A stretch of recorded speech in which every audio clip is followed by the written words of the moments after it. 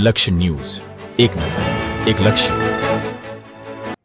સમાચારમાં નજર કરીએ. પંચમહાલ, મહીસાગર અને અરવલ્લી જિલ્લો મળીને 3 જિલ્લાનું ભેગું મહાસંમેલન મોટા ઓરા ખાતે યોજવામાં આવ્યું હતું.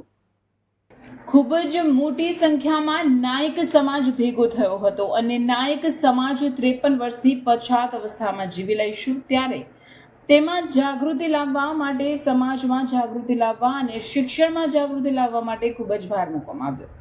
સમાજના આગેવાનો દ્વારા સમાજના પછાત થઈ ગયેલા લોકોને શિક્ષણમાં જાગૃતિ આવશે તો સમાજમાં જાગૃતિ આવશે અને લોકો દ્વારા છેતરાતા આપણે ઓછા થશે એવું જણાવીને સમાજના લોકોને, બાળકોને ભણવા માટે ભાર મૂકવામાં આવ્યો હતો.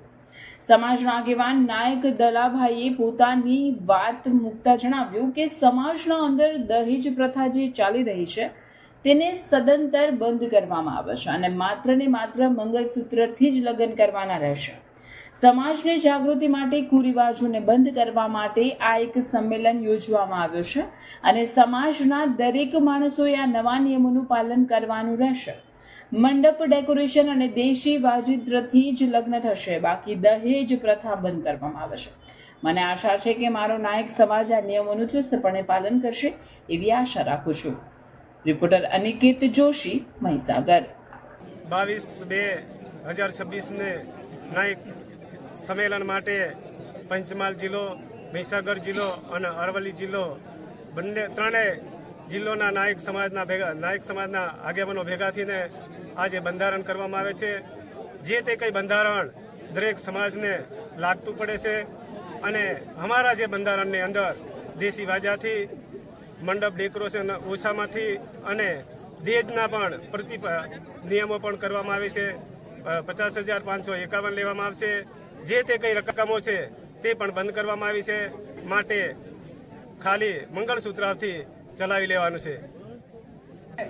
દરેક સમાજ પોતાના સમાજના સુધારા માટે, પોતાના સામાજિક સુધારામાં કુરિવાજો કાઢવા માટેની મહેનત કરતા હોય એમ અમારા નાયક સમાજે પણ એ સમાજની ચિંતા કરી અને આજે મહાસંમેલન મળ્યું. એમાં સમાજને ખોટા ખર્ચાઓ દૂર કરી અને સમાજ શિક્ષણના તરફે વળાય, સમાજ સુખાકારીની તરફ વળાય, પોતાના અધિકારો પ્રાપ્ત કરવાની લાયકાત ધરાવે, એના માટેની ઘણી ચર્ચાઓ કરવામાં આવી છે આગેવાનો દ્વારા. અને સમાજના જે સુધારા કર્યા છે એનો ભંગ કરે એના માટે કેટલીક શિક્ષાઓની પણ જોગવાઈઓ કરવામાં આવી છે. એટલે આજે 3 જિલ્લાના અને આવનાર સમયની અંદર આવતી કાલે અમારું આખા ગુજરાતનું મહાપંચ એની સાથે અમારી એક બેઠક થશે અને આગળની રણનીતિ અમે નક્કી કરવાના છે કે સમાજની અંદર કદાચ ઉપસ્થિત પ્રશ્નો એના માટે શું કરાય, કેવી રીતે કરશું. મહાપંચની જવાબદારીઓ, તાલુકા પંચની જવાબદારીઓ અને ગ્રામ પંચની જવાબદારીઓ પણ અમે નક્કી કરવાના છે.